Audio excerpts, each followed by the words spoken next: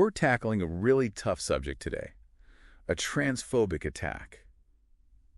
In Harrow, in the UK, we've got news reports covering the incident itself and a really interesting study guide that analyzes kind of the broader implications of this specific attack and, what it says about society as a whole. Yeah. Our mission today is to go beyond just the headlines. We want to figure out, not just what happened, but why it happened. Right. And what it means for all of us.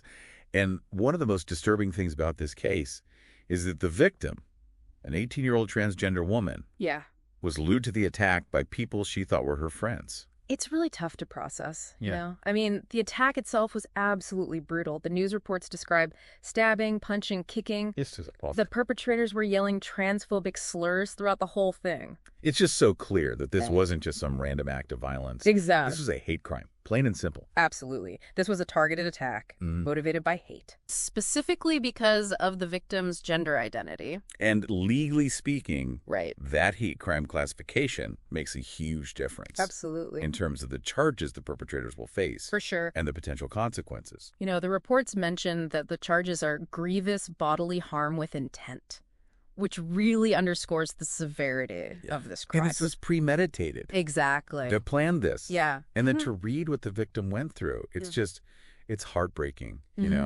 She said, I'm always afraid to leave my house. I have panic attacks. I can't sleep. I can't trust anyone anymore.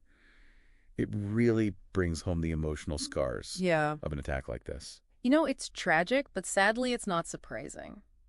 Because this is just one example of the kind of violence that transgender individuals face far too often. And there's another layer to this case that's really unsettling. It turns out they used Snapchat. Social media. To plan the whole attack. And get this, afterward, they actually bragged about it on the same platform. It just makes you wonder about the role of social media.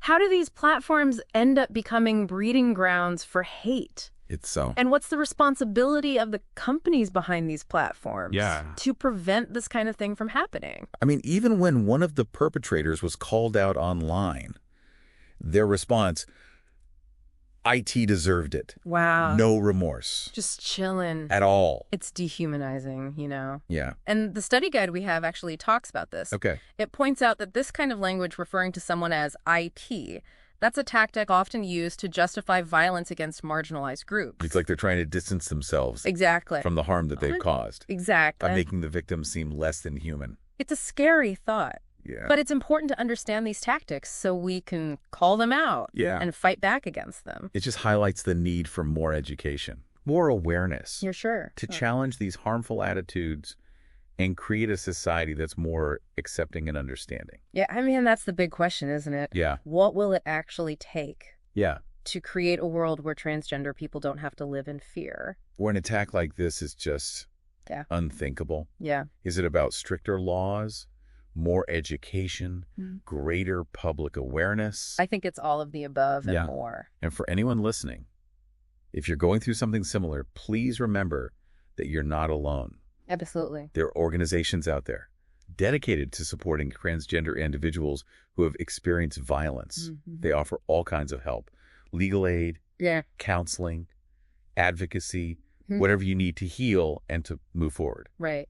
But it makes you think. It does. Could something as simple as open communication, being able to safely disclose your gender identity without fear of judgment, without fear of violence, could that have made a difference in this case?